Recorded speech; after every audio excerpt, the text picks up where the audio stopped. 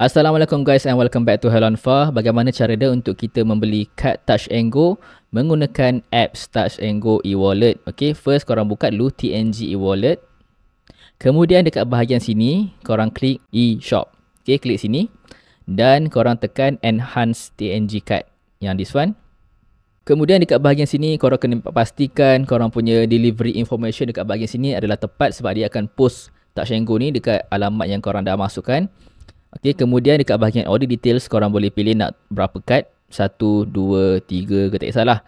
Tapi korang kena ingat lah yang korang bukan bayar nilai RM10 je, tapi korang kena bayar sekali dia punya delivery fee. Jadi kalau korang beli delivery dia RM4.90. Jadi kalau korang beli 2, 3, 4, 5, dia punya delivery fee masih tak berubah lah. So lagi jimat kalau korang beli banyak.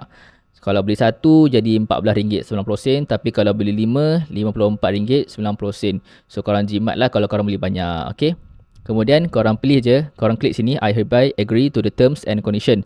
So bila korang dah buat, korang tak boleh cancel barang ni lah. Dia dah beritahu sini, orders cannot be cancelled once made and all goods sold are final and non-refundable. So bila dah beli, korang tak boleh refund lah benda ni. Okay.